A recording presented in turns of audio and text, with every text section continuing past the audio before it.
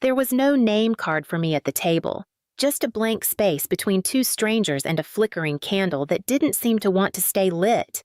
The rehearsal dinner was at a converted barn north of Camden, all twinkle lights and white hydrangeas, the kind of place people rent for Instagram, not memory. I stood there a few seconds longer than I needed to, waiting for anyone to notice the mistake. But no one did. A waiter passed by with a tray of champagne flutes. I shook my head. Behind me, Sophia laughed sharp and loud at something their cousin Brian said. Michael stood next to her, nodding, smiling the way grooms are supposed to. Liam tugged gently on my sleeve. "Mom," he whispered, "are we at the wrong table?" I crouched beside him, smoothing down his collar. "No, baby, this is just one of those adult things." He looked up at me with those clear green eyes, his dad's eyes, and I felt something twist in my chest. I kissed the top of his head and guided him to his seat. I sat down, folded my napkin into my lap, and waited. No one came. They hadn't saved me a seat at the family table. They hadn't saved me anything. 10 minutes later, Sophia clinked her glass for attention.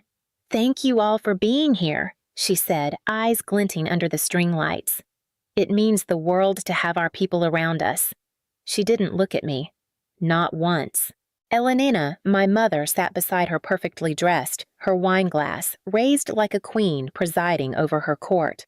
"Here's to the bride and groom," she said, "and to a perfect start." It didn't matter that I had designed the seating chart, that I'd confirmed the caterers, that I'd rewritten the program booklet 3 times because someone didn't like the font. Apparently, I wasn't one of their people.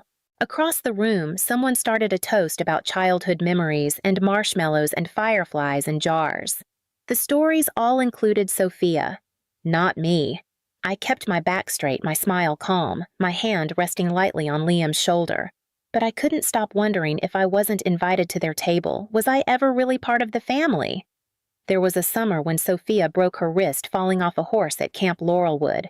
I was 19, home from college, and gave up my paid internship to drive her to physical therapy 3 times a week. She doesn't remember that. She remembers that Mom brought her balloons. There was a fall when Dad had his first heart scare. I was the one who stayed through the night in that blue vinyl chair in ICU, while Mom left early for a charity gala and Sophia texted from a date.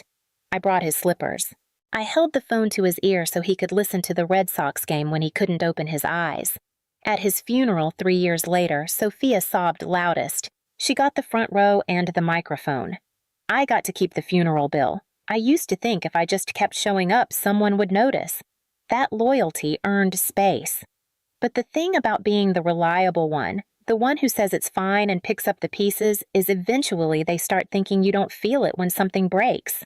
After Liam was born, things got quiet. His father had already drifted long before the due date. I named him after Dad gave up the bigger job in Boston and moved back to Camden so Mom wouldn't have to travel to see her grandson. She visited once, brought a hand-me-down toy piano with a key missing, and said she had brunch plans at the club. When Sophia crashed her car during that ugly breakup with Connor, the guy with the boat and the temper, I was the one she called. Midnight, rain, no shoes. I wrapped her in one of Liam's blankets, let her sleep on our couch, made tea. She never said thank you. The next day, she asked if I could keep it quiet from Mom. I did. She still introduces me as my older sister. She's practical, good with numbers. Not once has she told anyone that I saved her. Not once has she said my name when it mattered. And when she handed me the wedding binder 3 months ago and said, "You're good at this stuff, right?" I said yes. Of course I said yes. Because part of me still believed if I made this day perfect for her, I might earn my place back. That's the part of me I hate the most. But maybe the cruelest part wasn't that she forgot. It's that the first person to erase me was the one I stayed up all night protecting. I was in Elenina's study, cross-checking the guest list against the catering head count when I saw it. There. Under acknowledgments on the back of the program. Thanks to everyone who made this day special, our incredible vendors, the wedding party, and most of all, our families, Sophia's bridesmaids and Michael's groomsmen for their love and support. No mention of me, not as a sister, not as the person who booked those vendors, not as the one who caught the florist's mistake before the lilies were ruined. My name wasn't there, not even in the smallest print. I held the program between my fingers a little longer than necessary, as if maybe it would change. It didn't. I closed the binder gently. I didn't ask. I didn't say a word. Later that day, Sophia posted a carousel of behind-the-scenes shots from her bridal shower group photos, cake-cutting peonies in soft focus. I wasn't tagged. I wasn't in any of them, even the one I remember standing in. I'd taken the picture for her, handed the phone to one of the caterers to get a wider shot. She'd cropped me out. It was around then that I noticed something else. The family group chat had gone quiet for me. Invitations sent without my name. Updates about fittings menus, music, all shared, all discussed, but I wasn't included. It wasn't a confrontation. It was quieter than that. A gentle push to the margins. A series of omissions that taken together became undeniable. I was being edited out of the story in real time. That night, as I folded Liam's laundry, he came in holding one of his drawings. "Made this for your desk," he said. It was a simple sketch, 3 stars floating in a dark sky. One was smaller, set off to the side, a little wobbly. "That one's you," he added, pointing. "The one that's still glowing." I swallowed hard. "Why's mine way over there?" He shrugged. "Dunno. It just looked more peaceful." I held his picture long after he went to bed, because he didn't know. He didn't know that hours earlier I watched my name disappear and didn't fight it. I stopped correcting their mistakes. When the DJ's contract had the wrong date, I let Sophia find out on her own. When the bakery called to confirm lemon instead of lavender, I didn't reply. And when Michael texted asking if I could double-check the seating chart one more time, I stared at the message for a full minute before closing it. Seen, not answered. It wasn't revenge, it wasn't spite. I just stopped. Stopped showing up early. Stopped staying late. Stopped offering suggestions they never listened to. I still came to the fittings, still nodded through conversations, but I was no longer inside the frame. I unfollowed the wedding account Sophia had made. Deleted the shared Google Drive link. I posted a single photo to my story, Liam's drawing taped to my office wall. The 3 stars. No caption. Then I locked the account. At the next family gathering, I arrived exactly on time, not a minute earlier. I brought Liam, said hello, and took the seat closest to the door. When asked if I'd brought the monogrammed welcome bags, I smiled and said, "No one asked me to. No one knew what to say." That night, Liam asked, "Are we still going to the rehearsal brunch tomorrow?" "I don't think we're on the list," I said gently. He was quiet for a moment, then climbed into my lap. "That's okay. We're not missing anything important, right?" I pressed my lips to his temple. "Not a thing. In a family like mine, disappearance doesn't happen all at once. It's not a slammed door. It's a door left ajar, then slowly closed while no one's looking. No accusations. No goodbyes. Just a quiet subtraction. And in that silence, something finally settled inside me. Maybe I didn't belong at their table anymore. But I also didn't have to beg for a seat. The wedding was held at St. Thomas Episcopal Church just off Main Street, a building with white columns and stained glass that caught the afternoon light like something holy. Liam and I arrived early as instructed. I wore a pale blue dress, simple pressed, respectful. He held my hand in his little suit and tie and told me I looked beautiful. "Thanks, buddy," I whispered. "That means everything." In the bridal suite, Sophia was surrounded by her bridesmaids, all in matching robes, all talking at once. I stood off to the side, holding a tray of boutonnieres, waiting for someone to notice I was there. She barely looked at me. Mom did, though. "That dress," she said with a tight smile. "Very you." I didn't respond. I didn't need to.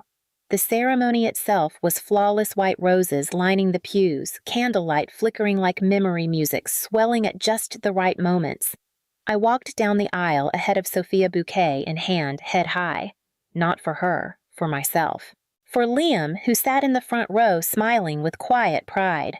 After the vows, after the photos, after the toasts had begun, the reception moved to the ballroom at the Camden Opera House. Chandeliers sparkled overhead. Waiters floated.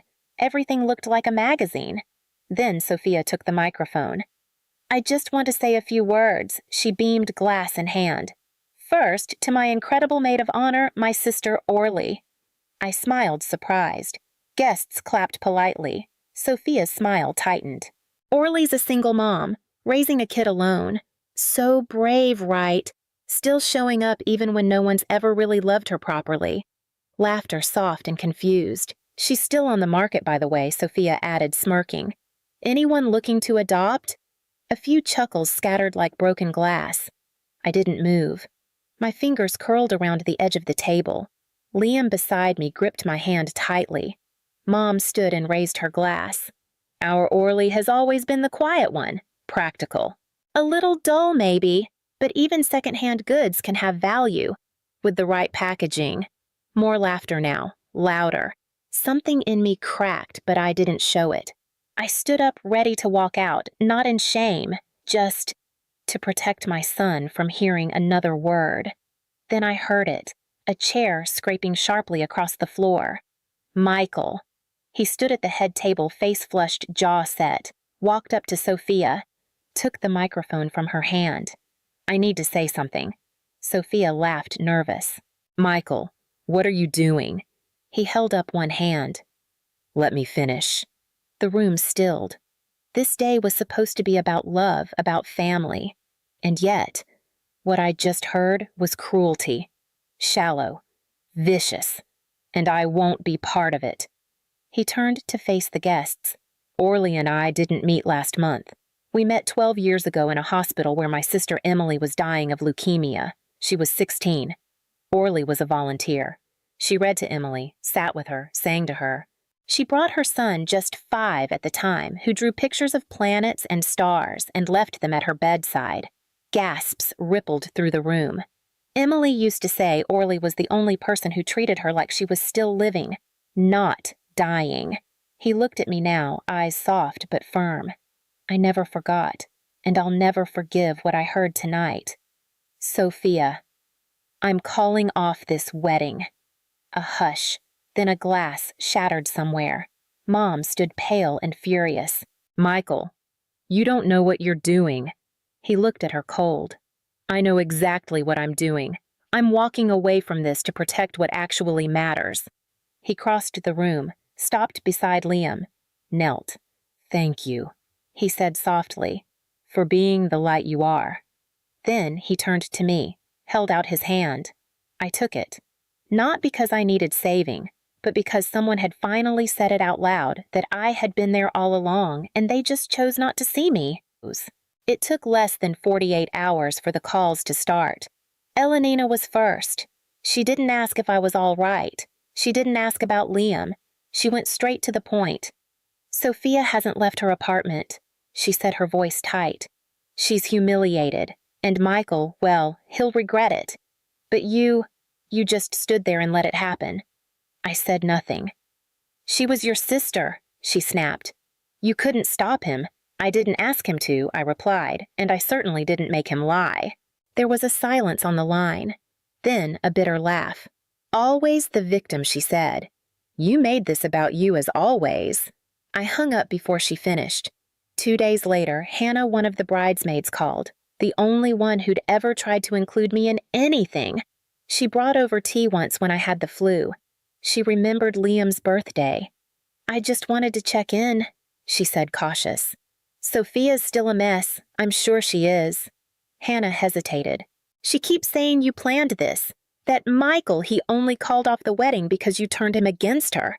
I didn't answer. Look, she added, voice lowering. I'm not saying she was right. What she said at the reception was awful, but maybe it's better to just let it go. You've got your son, your life. What's the point in stirring it all up again? There it was, not apology, not understanding, just the hope that I would go back to being quiet so they didn't have to feel uncomfortable. That same afternoon, I saw that Elenina had left a voicemail. I think we all said things we didn't mean, she said.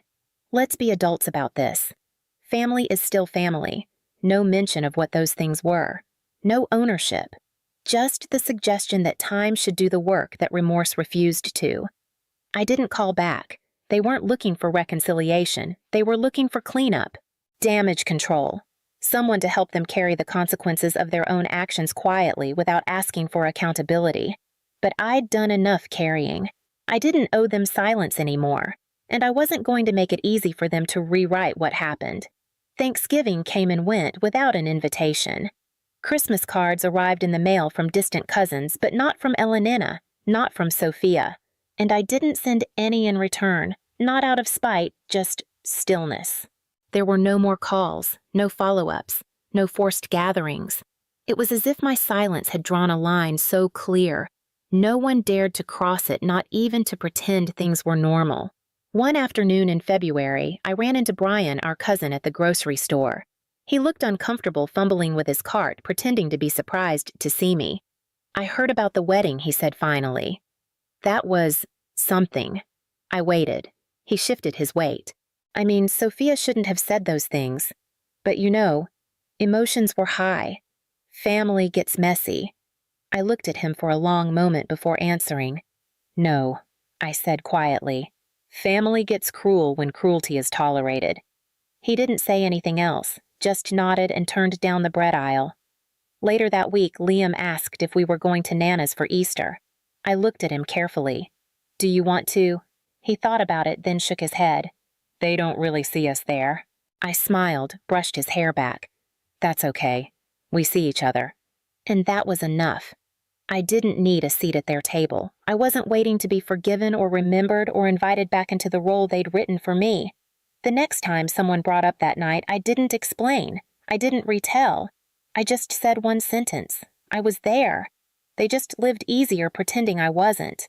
And no one dared to argue. Spring came slowly that year. The snow melted in patches, leaving behind damp earth and small, stubborn flowers. One Saturday, Liam asked if we could visit Emily's grave. We brought daisies from the farmer's market and a small drawing he'd made that morning. It was a recreation of his old picture, 3 stars in a night sky. But this time they weren't scattered. This time the smaller star was nestled between the others. Still glowing, still quiet, but not alone. He knelt in the grass, smoothing the paper beside the headstone. "I think she'd like this one better," he said. Michael stood a few steps away, hands in his pockets, head bowed. He'd met us there like he always did when it mattered. Not to say something, just to be. I didn't speak. I didn't need to. The breeze lifted the edge of the paper. The sun caught the corner of a laminated photo tucked behind the stone one I hadn't seen in years. It was me sitting in the hospital chair holding Emily's hand. Liam asleep on my lap. Someone had printed it, protected it in plastic, tucked it there where memory doesn't fade. I didn't cry. I just stood a little longer than I had to. Then I placed one final thing beside the drawing, a folded page from Sophia's wedding program. My name had never been on it. Now it rested here where it mattered. Not to be remembered, just to remind them I had been part of the story all along. If you've ever been quietly erased and chose not to explain why you stopped showing up, just leave one word they never gave you.